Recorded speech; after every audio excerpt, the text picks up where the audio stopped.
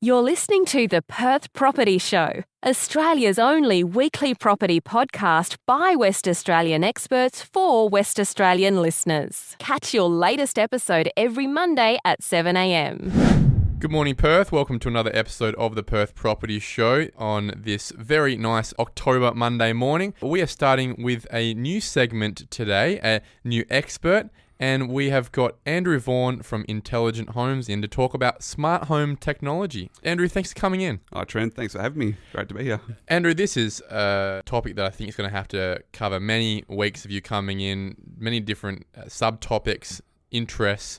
Technology, obviously, is how long's a piece of string these days. But really, when we're talking about smart home technology, I guess we can break it down into a few items here. We're talking security, we're talking audio, entertainment systems. What else is smart home technology cover?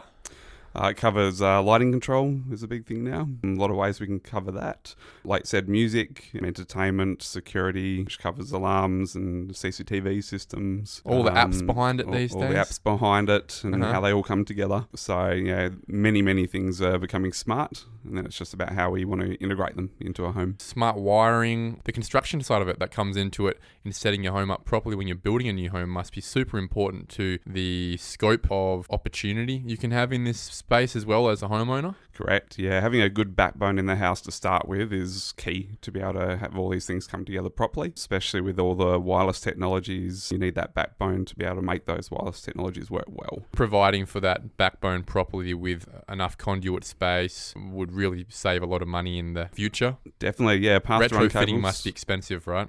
Yes, it is. Particularly if it's a double story or bigger home. Single stories are a lot easier, especially if you've got the conduits in place to be able to run those cables. In a bigger home, you need to get infrastructure in during the build. Otherwise, a lot of the time, you won't have an option to do it later. Okay, so Andrew, you work at Intelligent Home. Tell us more about the industry and how it's grown in Perth specifically, and where you see that industry going and just the services that are being offered to both builders but also homeowners as well. Well, the structured cabling side has grown a lot. Having the internet cabling run around the homes become more and more important. In the past, it wasn't as important because we didn't have the devices that relied on it the same. What do you mean by the cabling? I'm just thinking we've got a Telstra cable or an NBN cable going out to that switch at the front-ish area of our home, and then everything's wireless from there. What else happens? Cabling's a few things. So cabling on the internet side of things, like data cabling, Cat6 cabling, running to at least a few key points in the home. So it doesn't need to be to every single room, but the idea is to have it spread out across the home, ideally to where TVs will be located. We've got smart TVs that rely on internet, and if you have a cable there, you can plug the TV in and not worry about buffering problems. And then it gives you an option to extend your Wi-Fi around the house as well. Having a modem in one end of the house won't necessarily reach the other end of the house. Yep, and then net extenders. That's correct. And there's certain extenders that will just plug into a power point, which don't really offer full speed. And then you've got access points that will plug into the data cabling and will relay the full Wi-Fi signal. So that's the first part about the structured cabling. Everyone's got the basic TV and maybe Foxtel cabling. Phone cabling not as important now with the way NBN's sort of rolled through and everyone's on mobile. I would have thought that there'd be very few houses these days getting a phone port in their house. Still a compliancy, so still an NBN compliancy. So we still put a phone point in the house, and it could be for an older couple or someone that still needs that dedicated phone line, or someone that's disabled and still needs that dedicated service. Yep. But the majority are just on mobile now, and depending how we cable a home, we may not put a phone point in if we're doing smart wiring, and can add one later if need be. My NBN's useless at my apartment. I think we run at 1 megabit per second. So I canned that after 12 months and just went to 4G in the whole space, and running at about 20 now. Right. I just think it's ridiculous, the money that's been spent nationally to set this up, and it's going to be superseded so quickly. Yeah, and with communications to people's homes, quite often it might not be the actual network itself, but could be products or cabling in the building poorly terminated or not run properly, or an issue that's in the building itself. Sometimes the equipment in the house can affect it. 3, 4G and 5G soon, it's all progressing, but relying on Wi-Fi or wireless technologies that could drop out, it's still very nice to have a cabled solution that can be consistent, but just needs to be done properly. Okay. Keep running us through those services that we're looking at in Perth, pushing through, and and where you think that future lies? I think the future will be a more connected solution, so where all products talk to each other. More and more products are becoming smart and intelligent. Security, for example, cameras are becoming more intelligent and can now track the difference between a person walking by compared to a tree waving in the background. So that technology is getting more intelligent. Even facial recognition is a technology which is here but still developing. Music on the entertainment side, well, that's been growing at quite a fast sort of rate. Everything's sort of now app controlled, whereas you can have different music streaming in different rooms. You've got your Google Homes and your Echoes, Alexa style things. Can you run us through a bit of how that is pushing through the industry as well? Yeah, so they're integrating more and more into products. Bit of a battle at the moment between the giants, between your sort of Alexas and your Googles, and Apple's not really a player in the Aussie market at the moment. Probably, sure that will change. Probably. Like always, they normally end up being second or third to market with just the most premium option available. They will be there, yep. A lot of companies are choosing to integrate it. A lot like, say, Sonos, for example, started with Alexa as the integration, have now got the Google integrated as well. Not all products have voice control integrated, and there's quite a lot of people that don't want voice control integrated, don't like the idea of something always listening. So there's that sort of factor with it as well, people's privacy. So it's a convenience. It's still, I wouldn't say 100%. It's still something that I think it's got a lot of growing, and that is a space that I think is going to change a lot. Are you finding that builders are coming to companies like yours more and more often to integrate these services straight into the initial build? And if so, what's the most popular request you're getting? Builders, first of all, want customers to come to us so we can make sure we get their requirements correct for how they live, because everyone's different. So the first part's, with the clients discussing, okay, well, what technology do you use? Where are your TVs around the house? How do you see things being integrated? Not just now or the next 2 years, but more the next 5 to 10 years. So some things will be integrated during build, typically things like security. That's becoming... alarm systems? Alarm systems. A lot of people find the security of the house, whether it be alarms or camera systems, CCTV sort of cameras, so they can feel safe in the home. They can see what's happening around the home if there's a noise, and they could potentially arm the alarm when they're in the house sleeping. If they're upstairs and the bedroom's upstairs and the living room's downstairs, they want to know that they can sleep soundly and not know someone can just get into the house without them being aware. So security is very important for people. And that's sort of also coming to like your video intercoms now that can dial out to your phone as well. And a lot of those are quite intelligent and can send you alerts if they pick up motion, and not just the straight sort of doorbell that presses a button and chimes in the house. So that's what people are thinking of straight up when they're building their home, is integrating a lot of that security side. Surely, though, what I would have thought many people would miss or undersell is the need for that infrastructure for most of those data points. It can become quite costly on the front end. Also, just thinking about adding all these data points, all the conduit, even just the provision for future needs when they may not be able to harness them right now. That's right. Yeah, it's a hard sell. Yep, it can really not so much of a hard sell. It's more of a education, bit of an understanding, because a lot of people will think, I can just rely on my modem router in the house and that will cover the home. What they don't think about is, well, if the range doesn't reach everywhere, then what you got a 300 square metre home. That's right. So, we always try and keep modems as central in the house as possible, but that's not always ideal. If we look at a 2-story home, we would look at saying, well, let's try and get a data point upstairs somewhere, at least one downstairs somewhere, so there's an opportunity to get good Wi-Fi later if need be, and sort of build on it. Fun question.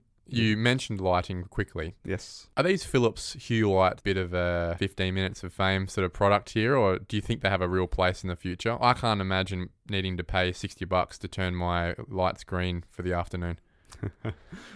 Am I underselling them? I think Philips Hue definitely has a good place in the market, particularly people that have an existing home with maybe a cabling in place that doesn't support a lot of the hardwired sort of lighting control solutions. So definitely a place. What place though, Andrew? What is the place for changing my lights to disco mode? Yeah. More of a fun factor, I think. Okay. Yeah. Yeah. The good thing with the Hue Globes is it can integrate with some of the automation systems around. So you will have clients that will have like your hardwired lighting control solutions, and then might just want to integrate a lamp or something else in the house, and then they have a way of being able to do that. Okay. The issue with having the smarts built into the globe itself is that if you turn off the light switch, well, that globe disappears from the app and you've got no control over it. If you put in a light fixing that's reliant on a smart globe and that globe breaks, and then if you want to replace it, costly, or if they stop manufacturing that globe or fixing, then the whole system's out of whack. The whole system's out of whack. So I guess it's with any technology, I would have assumed that the first entrant technology is really quite overpriced for the outcome, but eventually it just builds into a normal pricing model within the home and within our lifestyles, and that $60 Hue light now becomes $10 or something, and we think it's it becomes more palatable to integrate those into our expectations of our home integration. Correct. Yeah, that's right. Yeah, it's just technology. As it becomes more available, it becomes cheaper, and then they provide more colours in the rainbow, and we want to buy them more often. Yeah, that's right. Watching a footy game and having all the all the colours turn yellow and blue if you're an Eagles supporter. Well, we've all got the Matty Garrett Bridge in our house. Yeah. Quickly, yeah. Andrew, thanks a lot for this quick chat. I think that was a really good introduction into just what's going on in the space. Yeah. We'll definitely have you in to chat. I think we want to chat more deeply about things like security, things like that entertainment space as well, and also just generally about the future and apps and how they're integrating into our home and our lives as well. So I'll get you in for that. Great. Perfect. Thanks, Andrew. Have a good day. Thanks, Trent. Okay, today's Suburb Spotlight is Willagee. We're going to get straight into that conversation of this south of the river development hotspot. That's what I'd call it. And we've got one person to talk to. As always, it's the number one agent for Willagee. It is Siobhan Micale. Siobhan, thank you very much for coming in and chatting with me. Thanks, Trent. Lovely to talk with you as well. Hey, I'm going to throw you on the spot here. If you had one word to describe Willagee, what would it be? Diverse. Why? I think Willagee, especially where it's located, it's surrounded by more expensive areas like Melville, Palmyra, Winthrop. The thing I love about Willagee is the people are diverse. You've got elderly people who built in the 50s. Willagee was one of those working class areas, and it's quickly become such a different area in the last 10 years. So not only would it be diverse culturally, but also just generally demographically and economically. Absolutely. When I first started in Willagee 10 years ago, the average median sale price was $320,000, and it was a real working class area. And what we've found over the last few years, especially with the redevelopment, is that we've now seeing a lot of young professional couples coming in, young families. It seems like Willagee is one of those suburbs, especially one of the very few suburbs in the median house price spectrum, that's sort of bucked the trend in the last 10 years, where most properties are going backwards, or at the very best stay where they are. There's a lot of asset classes, or housing classes, I should say, in Willagee that have actually gone up in the last 10 years. Absolutely. So it was predominantly a 3-bedroom, 1-bathroom brick and tile or fibro home. Let's put on the table, Siobhan. It started off as a state housing suburb. Absolutely. In a lot of ways, right? Absolutely. It's not really that anymore. As like any suburb, there's a bit of that. But it's come a long way since those days, hasn't it? It has. I mean, it was originally split in two. So south of Archibald Street was definitely state housing, and north of Archibald Street, so closer to Melville, was privately owned. And, that was where the Campbell estate was. So there was the Campbell Egg Farm that was around long before the development came through in the 50s and 60s. And so that's what we call the Campbell estate. So it's a very desirable location in Willagee. There was an egg farm in Willagee. There was an egg farm, yep. And the actual farmhouse got bowled over a few years ago for redevelopment, which I found very sad, but it was what a nice fun fact. Talking about fun facts, do you have anything else for us in terms of just a bit of history and anything cool that's been going on in Willagee over the years? Obviously, with the Willagee structure plan was a huge break for us as a suburb.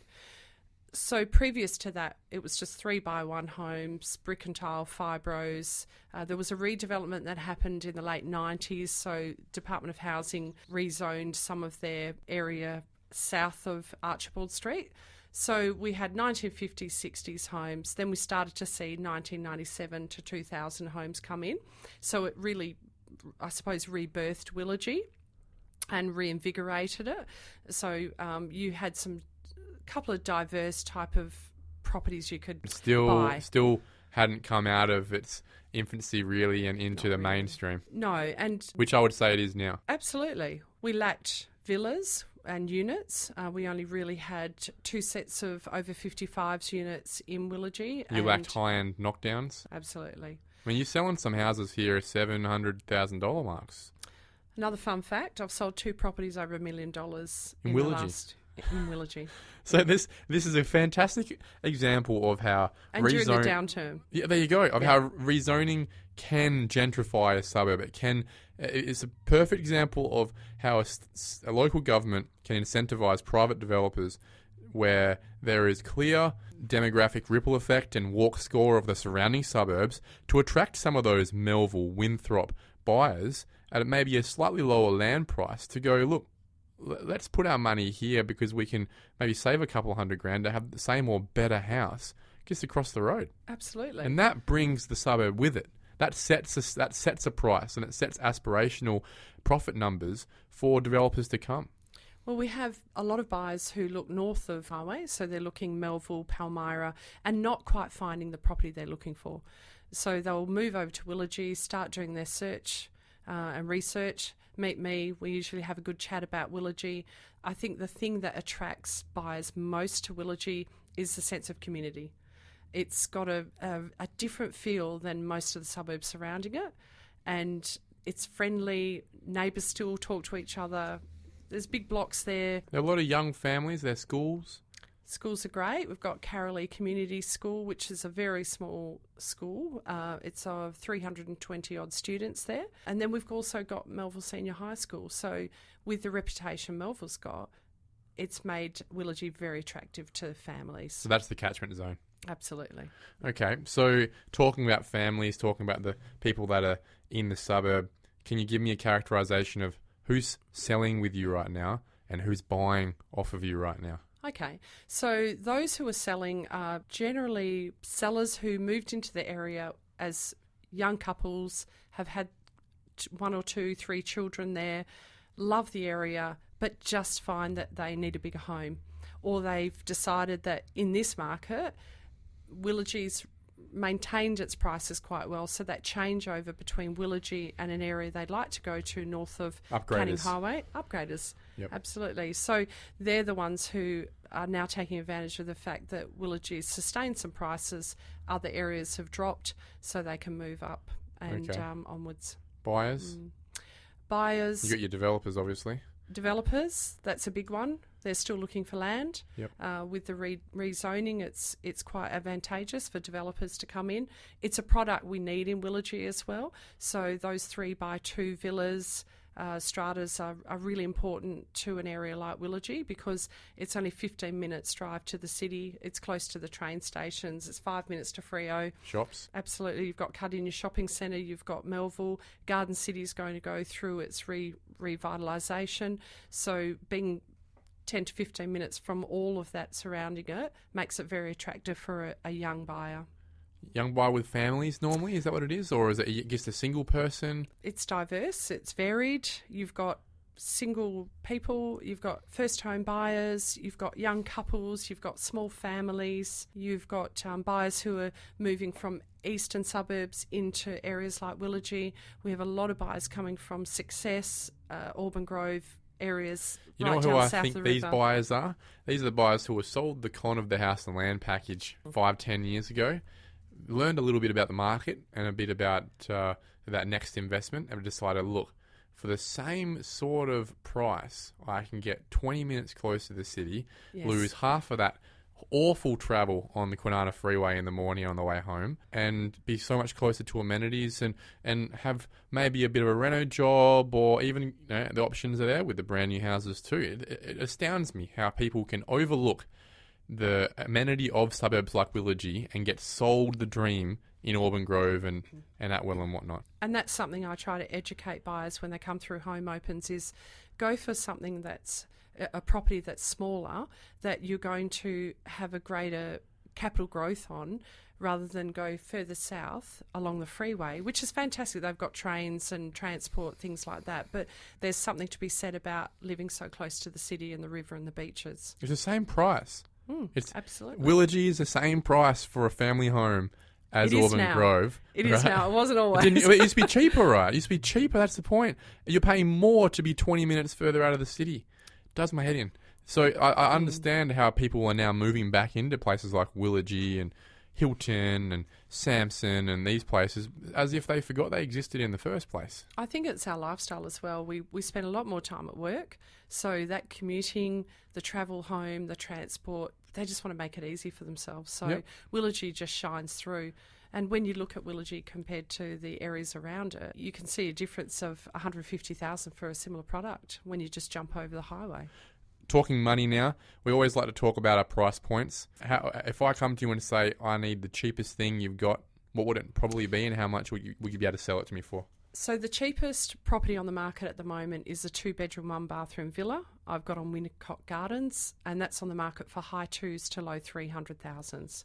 That's a nice lifestyle change for someone who wants to be able to walk to everything that Willagee's got to offer, including cafes, library, shops. You've got the bakeries, we've got topped up donuts there nowadays, schools across the road. And then, your highest price property, I'm about to list one, closer to the 800,000. And that's a 2-story, 4-bedroom, 2-bathroom family home that's in what we call a dress circle location opposite a park in a quiet street. And in terms of those project sites, those development sites, what's the price point there? Are we in the $500,000-$600,000 mark there to pick up a R40, 700 and something square metre property? So currently you can pick up an R2060 zoning on Leach Highway, so that's a 750 to 800 square metre block in the low to mid 400,000s. You can develop up to a 5-unit site. Then if you step one street into Willagee, you're looking at an R40 or R25 zoning, and you can fit at least 2 to 3 properties on a development site there, and you're looking low 500s. And then finally, what are we looking at for those prices for the villas that are coming out at the end of the day? So this year, the prices have carried through from $465,000 right up to low 500,000s for a 3-bed, 2-bath villa. So what's the determinant there? That's a 10% variation. Is it location? Is it quality? Is it a mixture of both? Oh, I think it's a mixture of both, but definitely quality. So buyers are looking for a high-spec property that they don't really have to build themselves. They're often looking for low strata fees and everything that's included in the property as well. So reverse cycle air conditioning, double garages, 2 bathrooms, usually would like a bath. Is there a big price difference between West Willagee and East, or is it North and South? In terms of Willagee, I mentioned the Campbell Estate. Everybody wants to be in the Campbell Estate. So that's the northeast pocket of Willagee, so it's closer to the North Lake Road and Leach Highway side. And that's predominantly where the R4060 zoning is. Are we talking around Wayland Street, that sort of area? So really from Winnicott Street, heading east over towards North Lake Road. North of Archibald? North of Archibald, south of Leach Highway. And what are those properties normally selling for in the 600s? You can buy those in the 500s. Oh, great. Okay, so our whole conversation has been laced with property development chat, but let's really drill down to it. Let's talk about that structure plan and what's unique about that structure plan compared to other suburbs around Perth. One thing that I think people need to not get caught with is something that we've spoken about off air, and that's the whole Leach Highway, not wanting to have a driveway off a Leach Highway for starters. They want driveways or access to be away from Leach Highway if you're doing a development on Leach Highway or behind it on Arkwell Street. So we've got the right of carriageway easement, which will allow for the fact that when they do a development, no one will be able to drive onto Leach Highway. So at the end of the day, is the council really hoping that 20 years from now, all of Leach Highway is fenced up and all the houses are really addressing Arkwell Street, the street one back from Leach Highway? Wouldn't that be a nice thing? Isn't that interesting? I don't think I know a council who has set it up that way, that they've made a rule that everyone developing the one street back from the main road has to allow for an easement for the houses on the main road to access the street back through their own driveway. It's insane to think about that. And what you then have is 5, 6, 7, 8, 9, 10 units all coming off the same driveway on the street back from Leach Highway. It's hard to imagine. It hasn't happened yet, though, has it? Where it's been linked up. Not yet. There's only really been one developer who's taken advantage of the 5-unit site on Arkwell Street, but allowed for that right of carriageway. So, yeah, it is interesting what the council's doing. I personally think it's a clever thing in terms of making sure that the cars that come onto Leach Highway, it doesn't increase. If anything, it will decrease. I think that the end result, a better end result, you rightly should be that that whole highway is fenced up and it's really just accessed like a normal highway where, and the safer option is the only time you get off the highway is through a road, not through a driveway. So it makes sense. So in addition, we've got a little bit of that variation. As you've mentioned, there's some R25, which is allowing for your house behind a house or your side-by-side. You've got some R20/60s. You've got some R40s. Is there any opportunity really, or have you seen any evidence around apartments in Willagee? Yes, we've had about four developments with apartments. So the Department of Housing actually subdivided their blocks and built apartments. So when you look at the price point there, you're looking in the low 300,000. So it's affordable living for a single person looking to buy their first home in the area. Okay, but these are state housing apartment buildings. There's no higher end apartments from private developers as yet. Saddleys have won the tender to redevelop over the old Karawatha school site. So a couple of years ago, the Melville Council actually poured a few $1 million into rezoning some of the Karawatha school and made a beautiful playground for the locals. And I think that's what's made such a difference to the area. Now we have beautiful parks. We have something like 7 parks in Willagee, and right near that park there's some cafes, there's some really nice walking and community kind of feel that's changed the way that Willagee feels. And I guess that subdivision that Saddley is going to put through maybe some cottage lots, townhouses and whatnot will increase that spec. We do need different types of housing in the area, and you've got a lot of ageing population in Willagee with older homes. They've been there since the 1950s and 60s. There are still plenty of blocks available that haven't been sold yet. So, Siobhan Micale, thank you very much for coming in. I appreciate your time, and let's have you in again. Thank you for listening to another episode of the Perth Property Show. If you've only just joined the conversation, you can catch up by heading over to our website, perthpropertyshow.com.au, subscribing to the podcast, or joining our Facebook page. Don't forget to tune in next Monday at 7 a.m. for more expert insights, local analysis, and suburb spotlights. Happy hunting!